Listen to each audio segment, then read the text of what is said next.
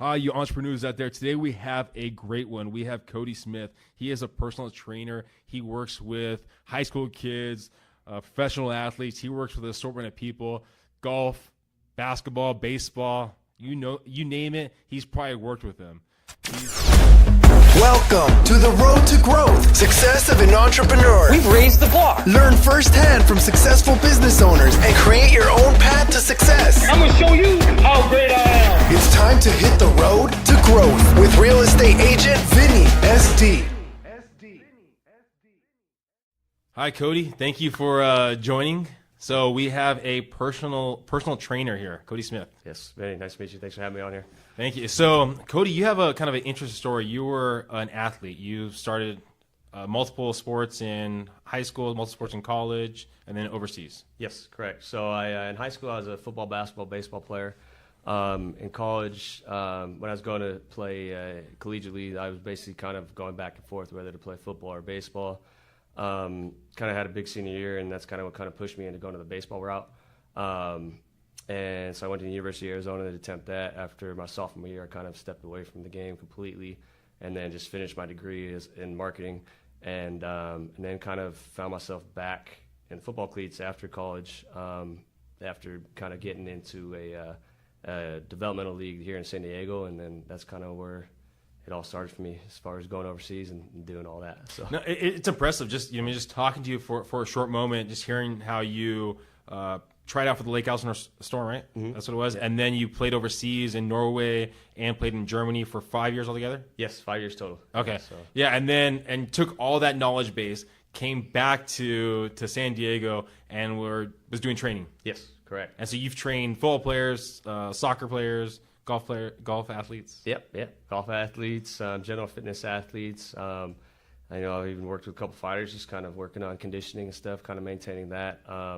And I just wanted to do whatever I could to kind of stay around the game and stay around athletes because, that's kind of what I fell in love with doing, obviously, and it made me feel a little closer to the game anytime I was, thinking about stepping away from. And so I work with anybody and everybody. So. Yeah, and this podcast is all about coming over adversity, passing through adversity, just fighting through that fire. Mm-hmm. And so you had multiple athletes in high school. I mean, you performed multiple sports in high school and college. Then you tried out for baseball. Yep. It didn't work out. So then you went for football. Yep. You did that for a couple of years. Yep. And then you finally figured out that I'm going to try, because you also tried out for other sports here in San Diego, other professional football teams, right? Yeah, so I was kind of, trying to, I'm basically going to join 2 professional leagues that are going to start up. I was either going to jump into the indoor leagues, but ended up, instead of doing that, I was going to go play in a league that's called the National Gridiron League, which is going to be in Australia. And that was a fully professional league. They're bringing over,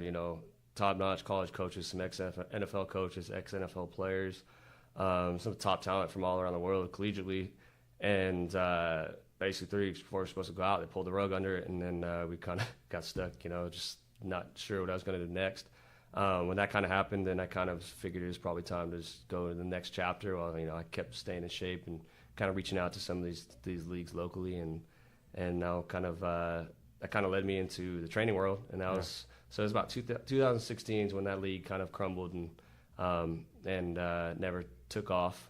And then I just trying to figure out what I wanted to do next, and that's kind of where I found the draw to work with athletes and continue. And you're doing part-time training in like the off seasons, right? When you're also focusing on your goals, you're helping other people focus on their goals. Exactly. And then it just kind of, once the rug was pulled out for the final league, the Australian league right there, you're just like, I'm just going to go fully into the personal training field. Exactly. Yeah. So it kind of it was fun because it kept me motivated when I was working with them my off season, and I really understood their, ambition to be better at what they want to do because I was still doing that myself.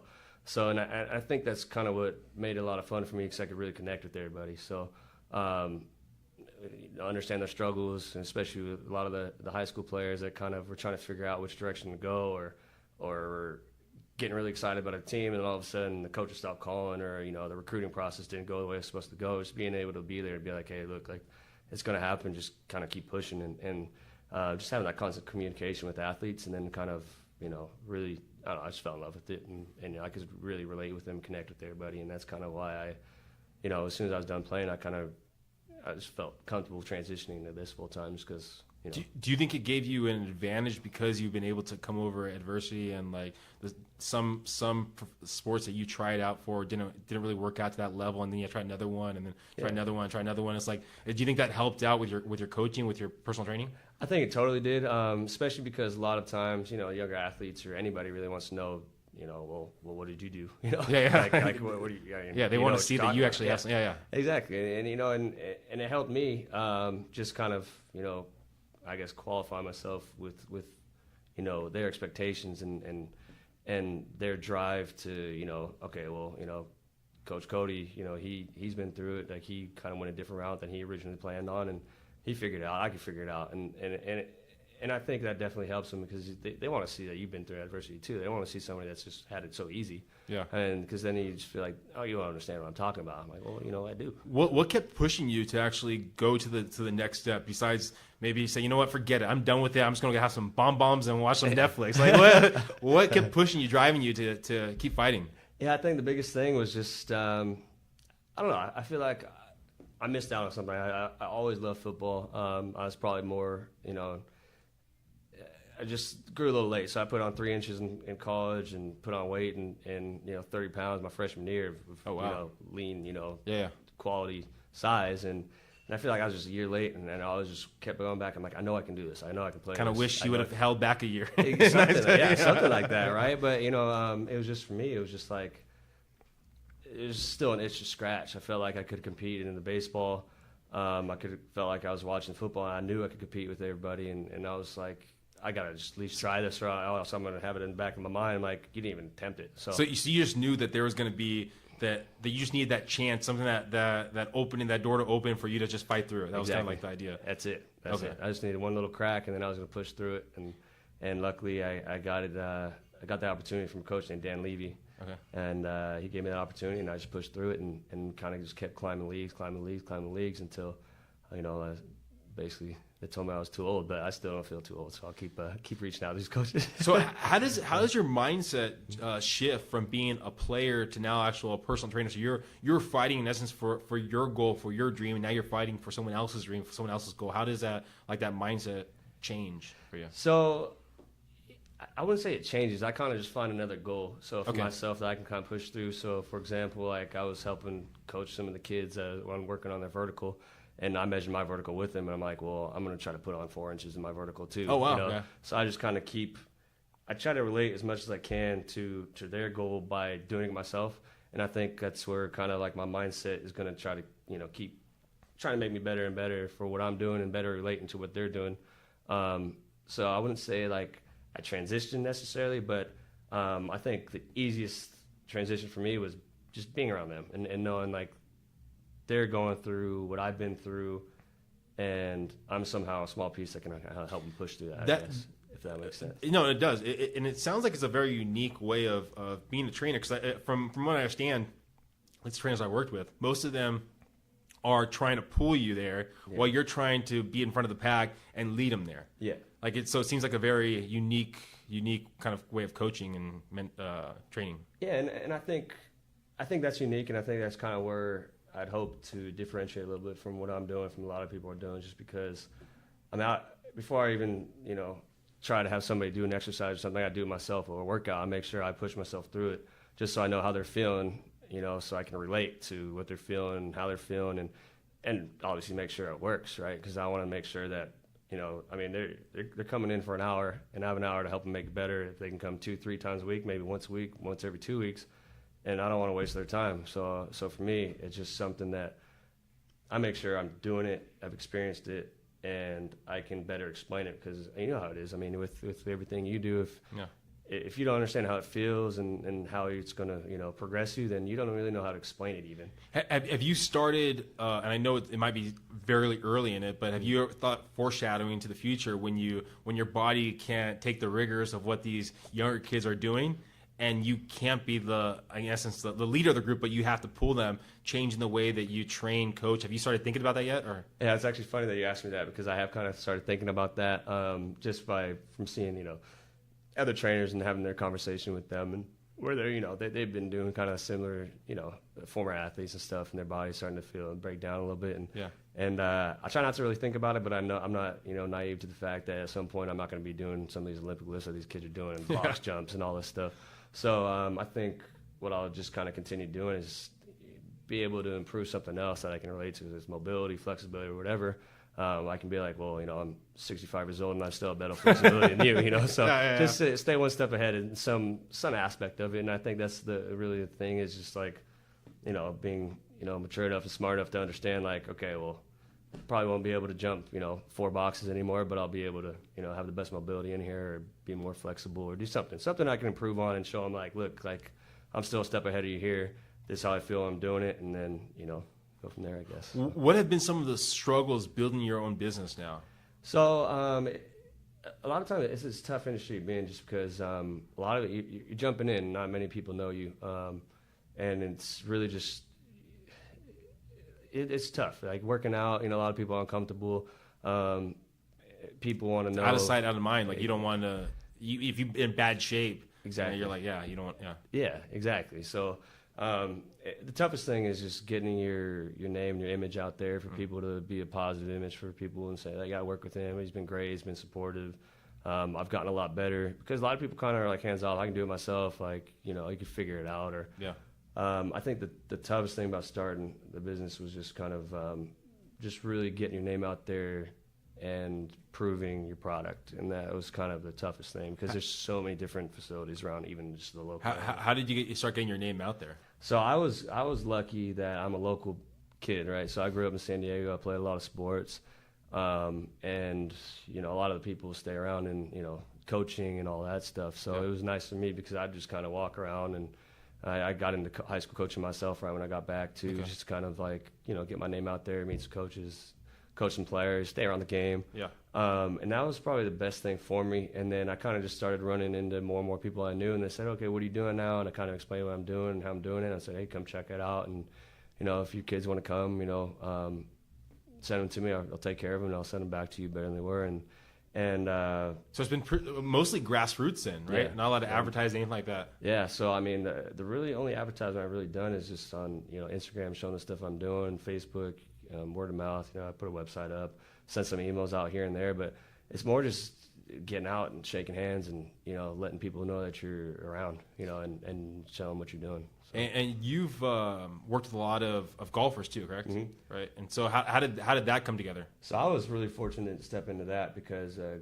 great friend of mine is basically like a brother to me. We grew up together. His name's Adam Porzak. And he started was called the Porzak Golf Academy. Transition is calling it Porzak Golf. But he needed a fitness trainer. And he said, hey, I need somebody. Let's sit down, talk about it, come check out my golfers. They're working really hard. They're really trying to progress their game, and this is how I think they can really do it. And he just kind of taking me through their swings and showing me where their limitations were and how I could step in and help that. So he kind of asked that I go ahead and do this Tyler's Performance Institute class. There's a certification course, which was awesome. I learned a lot from that. Just the biggest thing for me was being able to talk about the swing and understand what they're teaching too. So like the words they're using, the explanations they're using, and the body sequence for what they need to do, which had a lot of similarities to what I've been doing my whole life for baseball and stuff. Just it's really baseball is all around your body, and this is under your body. It's a little different, obviously, but a lot of similarities in training. So I felt comfortable kind of jumping in and helping. Was there any kind of struggles where like the kids that you were coaching knew more about golf than you did, or did you pick it up fairly fast because you had the history? I think I'm always going to struggle with probably the knowledge of the golf game. Yeah. Just because these kids have played since they're 4 years old, and I had a little different focus. I've been playing a long time as well, but not as competitively as a lot of the people I work with. So for me, I never work on their mechanics. I leave that to their coaches, and I talk about the game. I just talk about their body position and where they're struggling getting to certain points. So I know they're always going to know more than me, which is fine, but I'll know more about the body, and we'll be all right with that. So as long as I can help them get to where they need to be and kind of try to stay ahead of the curve as far as understanding, what they need to do body-wise to get there, then I think, then we'll mesh and no problems. But no, it sounds like you have kind of built this network of people that you kind of surround yourself by. Has there been any kind of mentors or people that you've really focused on to give you feedback, give you advice of how to grow your business to the next level? Yeah, absolutely. So I've actually, I don't know if you've heard of Todd Durkin. I was interning with him. He has an Under Armour sponsored facility in Scripps Ranch, and he worked with a lot of NFL players, Drew Brees, Aaron Rodgers, Darren Sproles, a lot of these, top talent, LaDainian Tomlinson. And then all these guys, and I was kind of around that. He was training me actually when I was in high school, and I could kind of see him grow from basically a facility as big as a conference room, which is maybe 600 square feet, and then to building out, an upper deck facility with the full massive facility. And it was kind of fun to see, because I'd come back almost every year, come say hi, check it out. Bigger and bigger. And it was just getting bigger and bigger and bigger. And I ended up getting an internship with them when I was a sophomore in college, and that's when it really was exploding. And I was kind of, around when they were really working on their marketing efforts and doing all that stuff. So you've seen someone get to those heights right there, and so it probably gave you the ability. It's like professional athletes. Yeah. You one person does it, no one thinks they can do it. One person does it, now everyone can do it. Exactly. Because you know it can be done. Exactly. Yeah. Yeah, and he was always open and honest about the conversation too, and about his struggles. I mean, he said I almost closed shop twice until I got my break and got a few guys in, and then all of a sudden it just kind of grew from there. Yeah. And it just grew too fast for the space I was in. And I just had to find something quickly to service all the people that are trying to come in. So I really appreciated what he was doing, because he really was open and honest with me the whole time. Telling me about his struggles and what he had to do. It's like, everybody is going to face adversity. Everybody's going to have the problems what they're doing. It's just kind of pushing through that, and not closing shop, and just keep pushing if you really want to do it. So I think that was kind of nice to see. So. With all the information that you accumulated to where you are now, if you could go back to your younger self, is there any kind of advice you'd give that person? I don't know. I think I kind of just, I'd like to say, sometimes I'm like, oh, you should have played football, but at the same time, maybe if I did that, then I would have burned out and never went to Europe. So it's like, it's one of those things, like, I don't know. You are the person that you are because you did what you did. Yeah, and I never stopped trying to get to somewhere where, I thought I could be. And I always just okay, let's just start here. Let's keep progressing to here. Let's keep progressing to here. Keep climbing leagues. Keep building business. And for me, it was really just defining the short-term success to get to the long-term stuff. And that was what I had to see the small picture before I saw the big picture. And for me, it was just, my answer was always work. Just keep working. Just push through it. And yeah, I don't know. Like, that's a tough question, because you never know. Because I mean, maybe I'd be somewhere else, but probably would be if I went a different route. But I don't know. I don't. What about, maybe we look at it a different way. What would you tell individuals who are looking to get into the training industry, like right now? Is if they're just brand new, they're maybe in college and kind of just thinking about personal training. Yeah. What kind of advice would you give them, or what kind of feedback would you give them? I would just tell them, stay ahead of the curve of education. The more you know, the better you can explain to the people you work with. Well, and there's a lot, and especially there's so much false information. Like if you look at the old Arnold Schwarzenegger lifting books compared to what there are now out there, you're like, well, we looked at it totally differently. Oh, most definitely, yeah. And research is always changing, so it's kind of staying on top of that, because someone's always going to read something and have a different mindset about something and question what you think about this or that. And the one where you kind of stall out and can't really have a conversation about it is kind of the time where you could probably lose them. Yeah. And the biggest thing I would tell them is it's the business is about relationships, and like, people are going through it. You never know what they're going through, if they're trying to get to somewhere in a general fitness goal or life or sports or whatever it is. It's the relationship you have with them. It's not the hour you have with them. It's past that, checking in on them, making sure that everything's going okay, they're feeling all right, setting goals with them so they can kind of, see the small pictures, get to the big picture too. So I think that's kind of what's lost sometimes with people, is they forget, it's not just an hour. Like you're a part of their life now. And I mean, I have lifelong friends I made just from working with them, and players have coached that are in college now, their junior year, and thanking me for everything. And I'm like, man, I didn't know I did that much. So it's pretty cool. It's just from sending them a text, hey, how's it going? How'd the game go? And I don't know. I just think if the biggest piece of advice I can get everybody is stay on top of your education, and also, you're developing a relationship, not a client. And that's kind of my biggest thing. What's next for you? What is the next couple of years? What do you envision?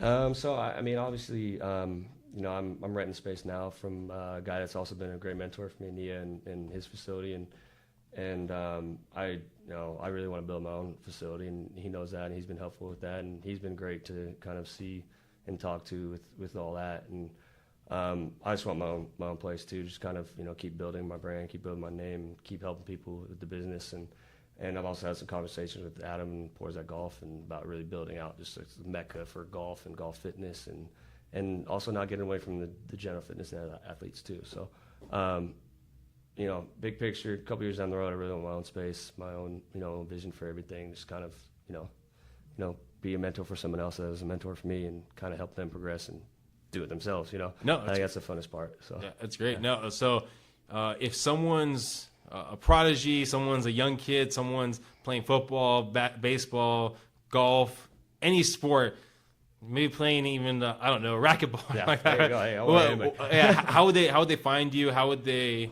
reach out? How would they talk to you? Yeah, so I'm available via email. We can post on your podcast site, or you can follow me at CS1Fit on Instagram or on Facebook, CS1Fit. Feel free to send me a message there. Email me, call me, text me. I can give you my phone number too, so people have that. And just contact me directly. And you know, when you contact me, you're the person I'm going to talk to first, and not anybody else. So. I appreciate all the time you've given us, so Cody. Yeah. It's great to hear about what you've overcome, and you keep fighting for that next thing right there. All you people listening out there, please subscribe. Please listen to the next one. If you want to be on the show, reach out. We'd love to hear what the struggles you've overcome. All right, thanks again, Cody. Hey, thank you so much. Appreciate it. Thank you for listening to The Road to Growth, Success of an Entrepreneur. Please like, subscribe, and stay connected. Visit www.vinnySD.com. Yeah, I created a website. Hope to see you again next week. Team Vinny SD, signing off.